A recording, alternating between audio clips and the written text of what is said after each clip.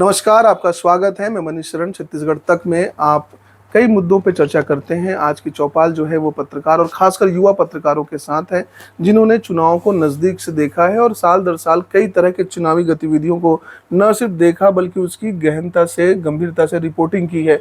आज हम इनसे जानना चाहेंगे कि आखिरकार साल 2023 के चुनाव में क्या कुछ नया इनको देखने को मिला और ये किस तरह से चीज़ों को डील करते हैं। सबसे पहला सवाल जो है कि युवा जर्नलिस्ट से पूछते हैं कि आखिरकार जब वो पत्रकारिता करते हैं और फील्ड में जाते हैं और जब चुनाव की रिपोर्टिंग करते हैं, क्या आपने इस बार नया देखा और क्या लग रहा है?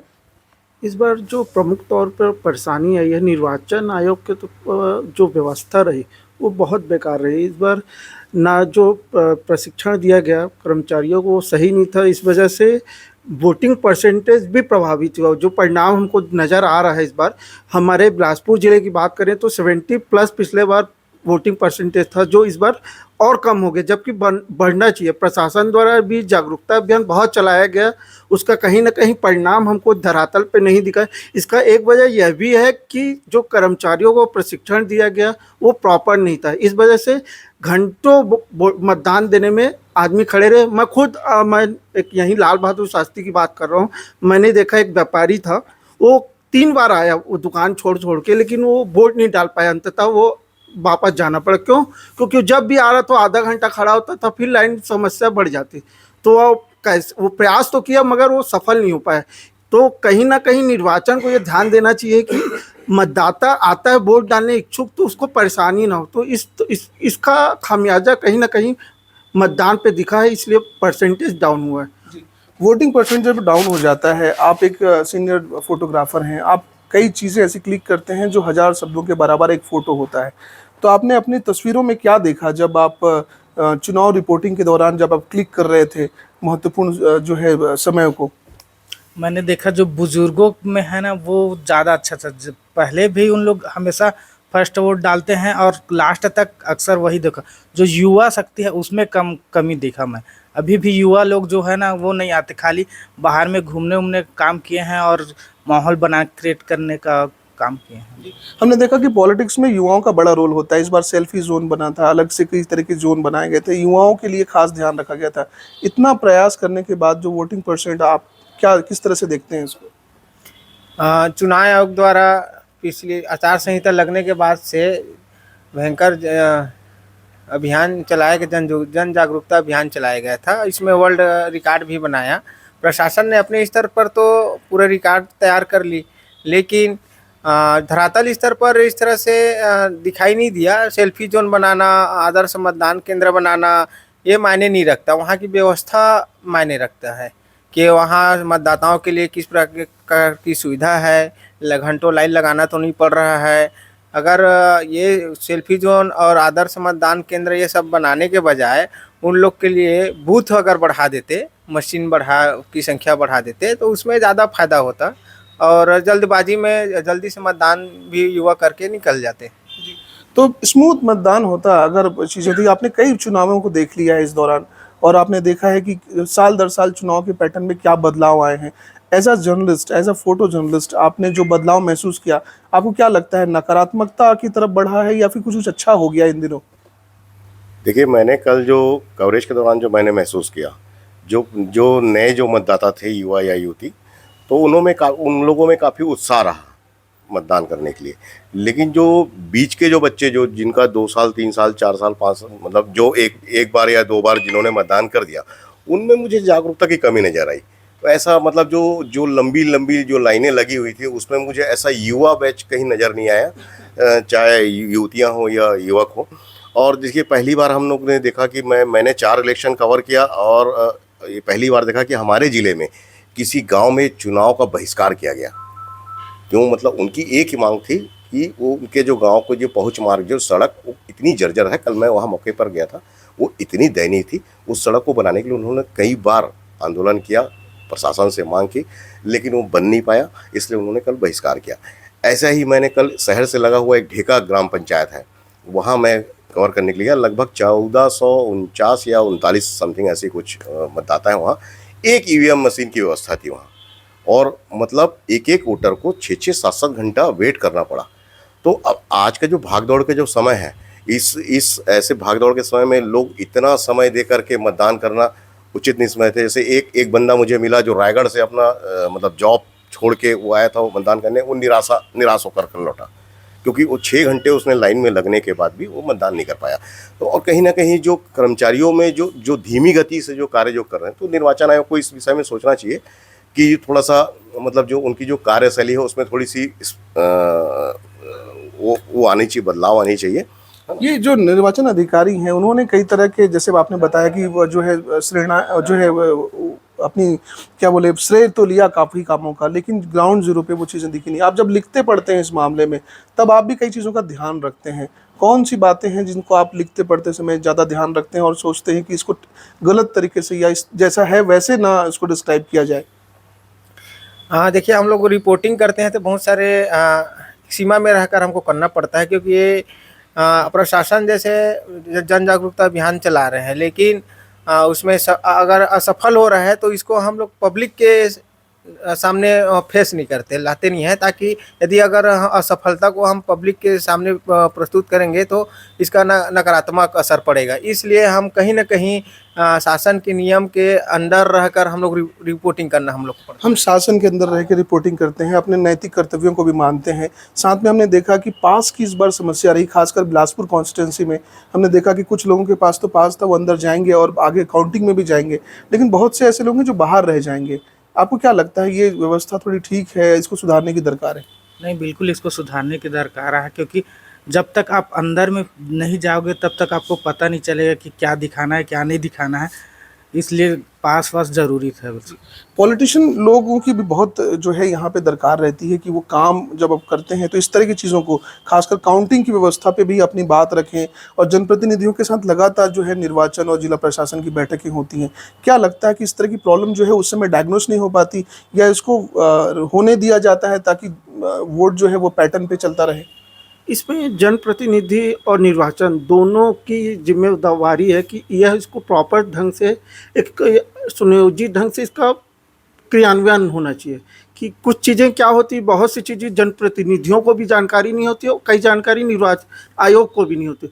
तो ये गैप को जब ही सही होगा जब आपस में प्रॉपर बैठक होगी, चर्चा होगी, तो इससे ही कुछ बातें निकल के। और इवन मैं तो बोलता हूँ मीडिया को भी उसमें शामिल किया जाना चाहिए, क्योंकि अगर काउंटिंग की बात हो तो वहाँ जनप्रतिनिधि, मीडिया और निर्वाचन तीन की महती जिम्मेवारी होती है काउंटिंग के समय। तो प्रॉपर एक बैठक हो जिसमें मीडिया अपनी समस्या बताए और अपनी व्यवस्था बताए, और जनप्रतिनिधि और निर्वाचन इस प्रॉपर बैठक में ही इसका निर्णय हो पाएगा, जिससे किसी को फिर परेशानी का सामना नहीं करना पड़ेगा। हमने देखा उमेश जी, आपकी जब सीनियर जर्नलिस्ट निर्वाचन के अधिकारियों से बातचीत करते हैं तब उन्होंने बताया कि हमको ये समस्याएं महसूस हुई और आप इस बारे में क्या कर रहे हैं। तो बड़े ही सटायर्स में उन्होंने मुस्कुरा के कहा था कि जो बातें आपको बताने लायक है हम वो बता रहे हैं, बाकी चीज़ों को आप स्किप करें। क्या मतलब होता है इसका? देखिए, कई बार ऐसा होता है कि मतदान और चुनाव दल जो होते हैं कई बार उनको प्रशिक्षण वो नहीं मिला रहता है, जिसके कारण वो सारी चीज़ें जो है खुलकर सामने रख पाएँ। ऐसी स्थितियां बनी कल जिस तरह मतदान के दौरान हम लोगों ने देखा कि जिनको प्रशिक्षण दिया गया था उनसे जब हम बातचीत कर रहे थे कि आखिर मतदान क्यों कम पड़ रहा है, क्या यहाँ पर व्यवस्थाएं हैं, आपके पास जो मशीन लगी हुई है उसमें जो टेक्निकल प्रॉब्लम आ रहे हैं उसको सुधरवाने के लिए क्या कुछ आप लोगों को जानकारी दी गई है, कितना आपको प्रशिक्षित किया गया है। तो ये तमाम तरह की जो चीज़ें हैं वो निकल कर तो सामने आई थी। उनके पास कोई वैकल्पिक व्यवस्था नहीं था। अब आप समझिएगा कि जब बड़े अधिकारी ये कह देते हैं कि सारी व्यवस्थाएं दुरुस्त हैं, आपको इन व्यवस्थाओं के साथ अपना मतदान कराना है, लेकिन जब मतदान कराने के दौरान इस तरीके की दिक्कतें और यह समस्या सामने आती है तब उनके पास कोई हल नहीं होता है। फिर उनके पास एक ही जवाब होता है कि जैसी व्यवस्था है उसी व्यवस्था के अनुसार हम काम कर रहे हैं। तो हमने देखा कि 2-2, 3-3 घंटे तक के ईवीएम और जो इलेक्ट्रॉनिक जो मशीनें थी वो प्रॉब्लम कर रही थी। कई तो सर्वर की वजह से नहीं चालू हो पा रही थी, जिसकी वजह से कई घंटों भर तक के लोगों को इंतज़ार करना पड़ा था मतदान के लिए। इसके अलावा कई लोग तो जब इंतज़ार करते करते वो थक चुके, ईवीएम और जो तमाम जो मशीनें थी जहां से हमको सूचना मिल रही थी, 2-3 ऐसे इलाके थे, मतदान केंद्र थे जहाँ पे ईवीएम ख़राब होने की सूचना मिली थी, वहाँ के मतदाता बिना मतदान के वापस लौट गए थे। मैं आपको बताऊँ, मेरे पिताजी भी मतदान के लिए पहुँचे हुए थे मतदान करने, तो उनका फ़ोन आया कि बहुत लंबी भीड़ लगी हुई है। चूँकि पापा को थोड़ा सा बीपी का प्रॉब्लम है, ऐसे में वो सुबह से लगे हुए थे, बिना कुछ खाए पिए गए थे और वो चाहते थे कि मतदान करें। लेकिन जब मैं घर वापस जाकर पूछा पापा आप मतदान किए, तो पापा बोले कि नहीं किया हूँ। मैं वजह पूछा तो बोले बहुत लंबी कतारें लगी थी, एक ईवीएम था, एक ईवीएम के भरोसे पूरा मतदान कराना संभव नहीं है। तो ऐसे में जिला निर्वाचन को ये इस ओर ध्यान देना चाहिए। अगर आप चाहते हैं कि मतदान 100% हो, तो उसके लिए व्यवस्थाएं भी वैसी होनी चाहिए। तो 100% मतदान के लिए कई कार्यक्रम चलाए गए, स्वीप कार्यक्रम चलाया गया, बहुत पैसे खर्च किए गए। आप जब इस तरह के कंटेंट को मैं फिर से वही सवाल कर रहा हूँ कि जब आप लिखते हैं इस तरह के कंटेंट को, तब आपको लगता है कि वो एक जो नैतिक दायित्व आपको सौंपा गया है कि आप ज़्यादा चीज़ों को बढ़ा चढ़ा के ना करें, या जैसा है उसको वैसा ना करके उसको फिल्टर करके बताएं लोगों को, ताकि जो मास में जो संदेश जाए, जो भीड़ में जो संदेश जाए, वो सही होना चाहिए, संतुलित होना चाहिए। जी, बिल्कुल तौर पे कि नैतिक जिम्मेवारी तो हमारी एक एज ए पत्रकार होती ही है कि पब्लिक के पास जो मैसेज जाए वह सकारात्मक जाए और एक उत्साहित तौर पे जाए।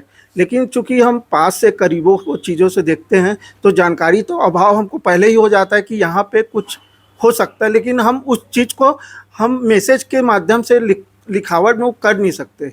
लेकिन इस चीज़ को निर्वाचन आयोग को गंभीर तौर पे समझना चाहिए कि जो चूक हो रही है, जो आप जागरूकता के लिए बहुत मेहनत करते हैं, नो डाउट खर्च भी करते हैं, वो मेहनत और खर्च अगर आप निर्वाचन में करें तो निश्चित तौर पे 100% दूरी नहीं रहेगा, मतदान 100% होगा। तो मतदान 100% हो जाए। जब आप एक पिक्चर क्लिक करते हैं तो कई बार आपने देखा कि पिक्चर तो क्लिक कर दी, लेकिन उस अव्यवस्था को सुधारने के लिए भी आपको जाना पड़ता है।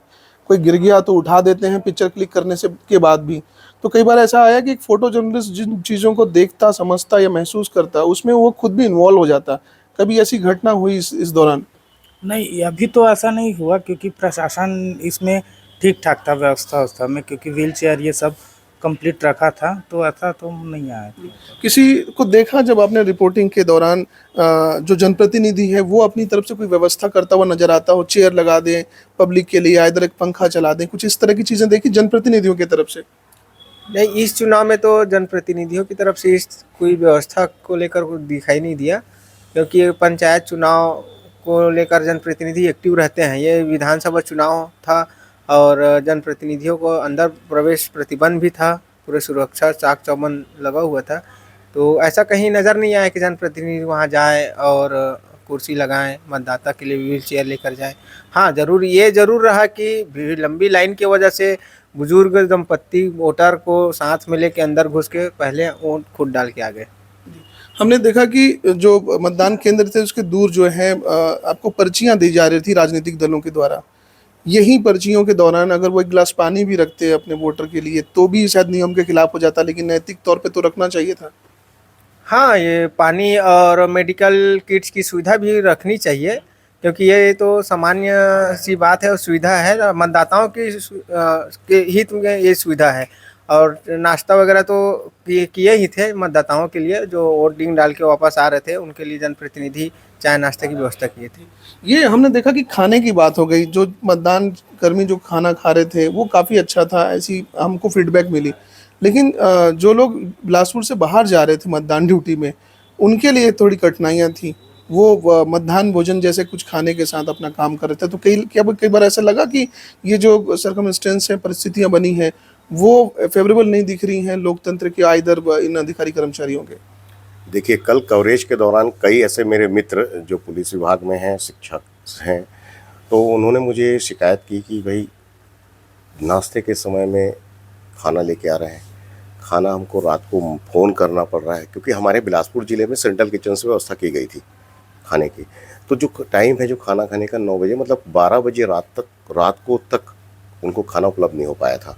तो अगर जो शहरी क्षेत्र में है और उनको अगर आसपास अगर कोई रेस्टोरेंट या होटल है तो उन्होंने किसी प्रकार से अपनी व्यवस्था कर ली, लेकिन ग्रामीण अंचल में तो बहुत दिक्कत हुई होगी। कई जगह मैंने देखा, कल मैं एक शहर से लगे हुए ही 4-5 किलोमीटर गया था और उनसे पूछा जो पुलिसकर्मी जो थे, तो बोले भाई किराना दुकान से हम लोग चिप्स और कुरकुरे खाकर गुजारे हैं, हम लोगों को खाना नहीं मिल पाया है। लेकिन अब ये दिक्कत ये है कि ये शिकायत तो करे तो किससे करे, कोई सुनने वाला नहीं है। ये सब परेशानियाँ देखने को मिली। मैं एक चीज़ और ही कहना चाहूँगा कि अब वक्त आ गया है क्योंकि आज की दौर में चाहे युवाओं में भी बीपी और शुगर की शिकायत देखी जा रही है। तो जो बुजुर्ग, जो सीनियर सिटीजन, जो मतदाता हैं, उनके लिए हर मतदान केंद्र में एक अलग से एक बूथ और एक ईवीएम मशीन की व्यवस्था होनी चाहिए कि उनको घंटों घंटों लाइन न लगना पड़े। ये मेरा एक सुझाव है। तो कई तरह के सुझाव हैं, कई तरह के एक्सपीरियंस हैं। साल दर साल जब हम वो रिपोर्टिंग करते हैं मतदान को लेकर, चुनाव के दौरान को लेकर, तो राजनीतिक दलों की मैनिफेस्टो या उनकी घोषणाएं या उनके जो वादे हैं उनको दरकिनार कर दें, तो मूल व्यवस्थाओं पर भी जो है अब तक सवाल खड़े होते रहे हैं। और कई बार हम अपने नैतिक कर्तव्यों की वजह से उस तस्वीर को जैसा वो है वैसा आप तक पहुंचाते भी नहीं, ताकि आपका मनोबल जो है कम ना हो। लेकिन ये संदेश आज हम आपको जरूर देना चाह रहे हैं कि सुधार की गुंजाइश हमेशा बनी रहती है और इसे सतत रूप से करना चाहिए। कई बार ऐसा देखा गया है कि बेहतर व्यवस्थाओं में, बेहतर इंतज़ाम में चीज़ें वैसी होती हैं जैसा आप चाहते हैं, तो निश्चित तौर पर निर्वाचन और दूसरे सभी पैरेलल काउंटर को इस तरफ ध्यान देने की ज़रूरत है। और इन बातों को जो ये युवा जर्नलिस्ट कहते हैं, अपने एक्सपीरियंस बताते हैं, आपको गंभीरता से सुनने और समझने की ज़रूरत है। कैमरा पर्सन इम्तियाज के साथ मनीष शरण, छत्तीसगढ़, बिलासपुर।